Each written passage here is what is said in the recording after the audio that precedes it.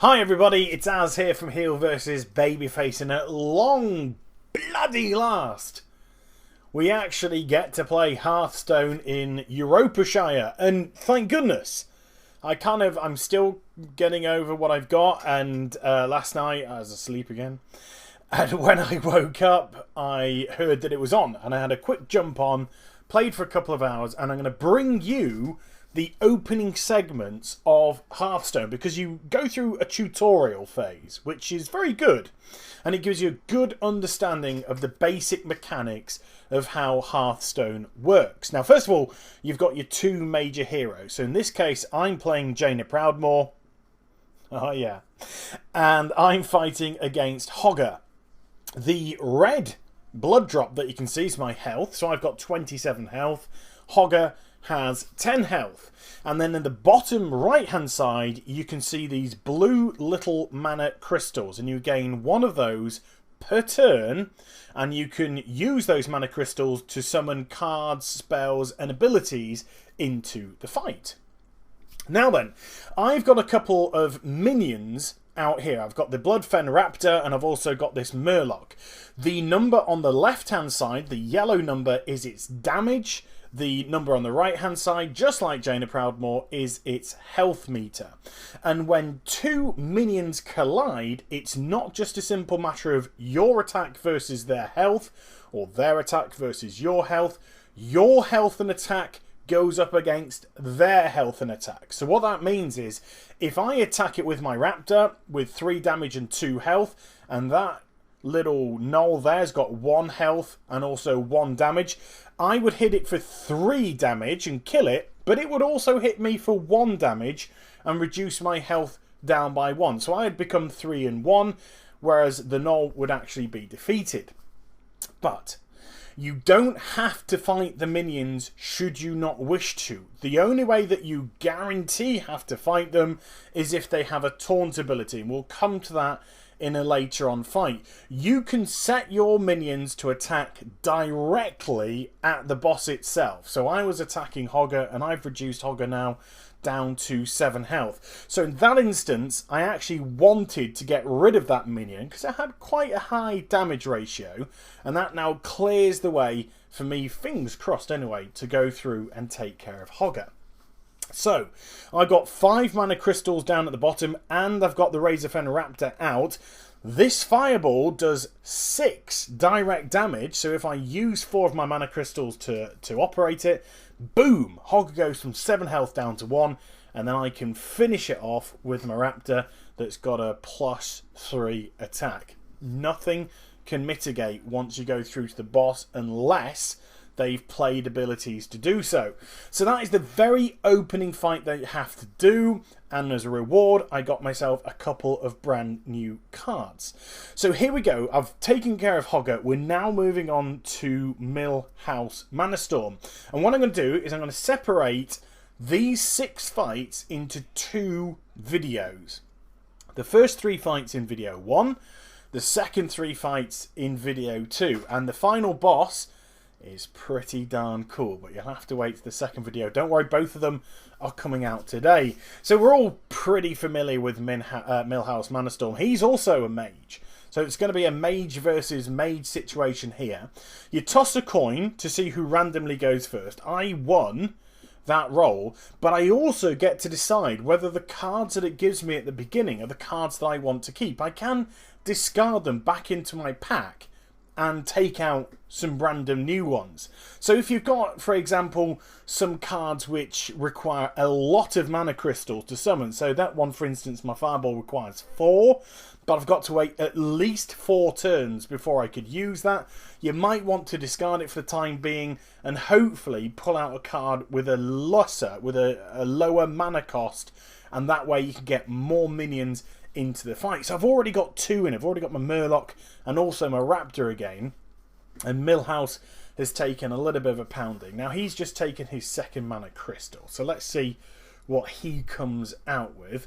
So he's going to play an Arcane Explosion, does 1 damage to all of my minions, so that's a pretty cool card.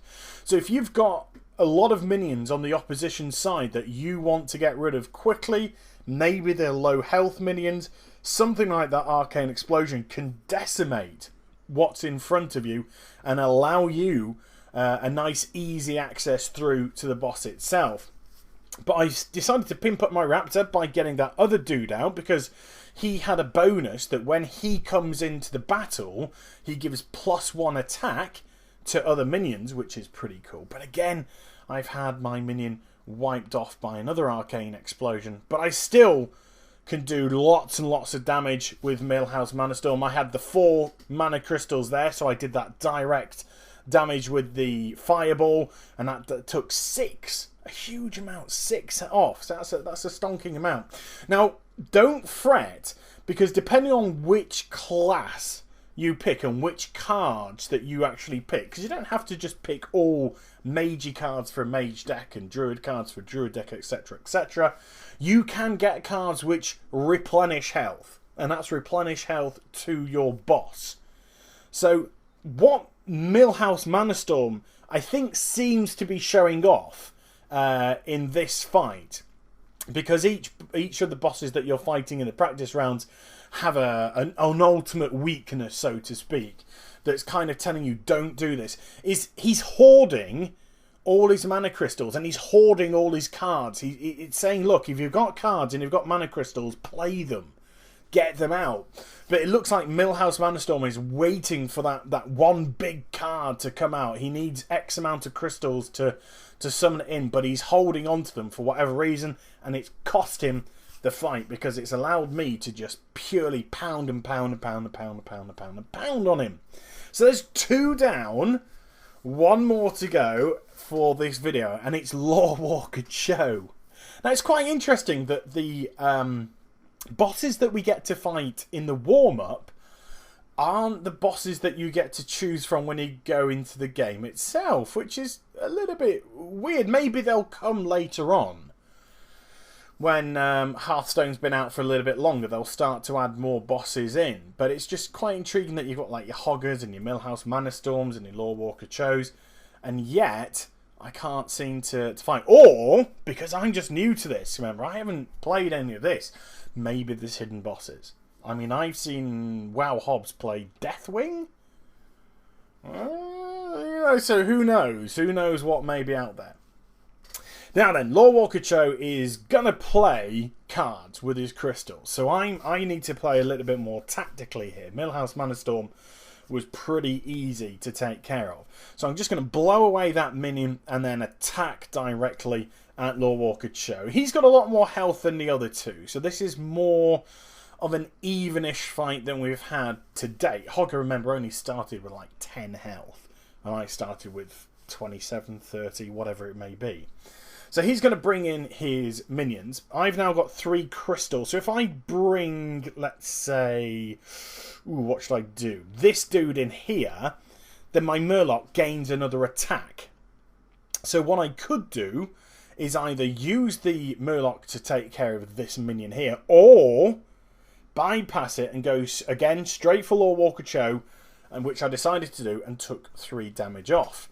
So he decided to use his minion to kill my minion, because his attack was bigger than my health, but my attack was bigger than his health. So we cancelled each other out and destroyed each other. I've got another one of those cards which increase my attack power. This time, though, I'm going to knock out his card. I'm just trying to keep it clear. I don't want Lorewalker Cho to build up many minions. Although it seems quite cool to just bypass the minions and keep firing at the main boss itself, if you're not careful, then your opposition side can build up such an army of minions, and we'll get to the taunt again later on. He can build up such an army of minions that you actually find yourself overwhelmed. Your minions get wiped out. Suddenly, you've got an army in front of you and no defense. So I personally like to keep on top of the minions that are in front of me just in case. Now, my Raptor, for instance, has got 4 attack, 2 health. That would be sufficient to take care of that Panda, which had 3 and 3. But now it's only got 1 health left. So it's opened up an opportunity for lesser minions, which I don't mind sacrificing to come in, attack, get destroyed, but also take them out as well. So what we've got now, I've got Arcane Intellect, so I can use that to draw 2 more cards. Oh, there's a nice one. Big attack, low health. Or that one there, low attack, big health. So that would be quite a difficult dude to take care of. So it's a toss of which you want to do. Do you want to go on the defensive and use a card, hopefully, to almost act as a tank? Or do you just simply want to go attack, attack, attack and have the ability to blow stuff up? So again, he's just building up a little too many minions for my liking. So I'm just going to take care of them. Let's knock a few out. So I've sacrificed a couple of my minions and killed a couple of his. So it ended up being 3 kills for 3 kills. But I have that sleeping giant there. I've got that magma dude, elemental, that's just waiting. When you bring a minion into the fight, it can't attack straight away. So that's why you got the Z's. That's why you got the sleeping symbol. They've got to wait a turn before they can attack. The only way that they can attack immediately is if they had a charge ability on them. And again, it's something that we'll come to in another fight. But if they've got a charge ability, you can summon them in and they can attack straight away. So that's what the sleeping symbols are for. And then when they're active and available to fight, then you will get that green glow around the mob itself. And there we go. I've got to use a magma to attack it. That's -5. That's a big hit on Lorewalker Cho.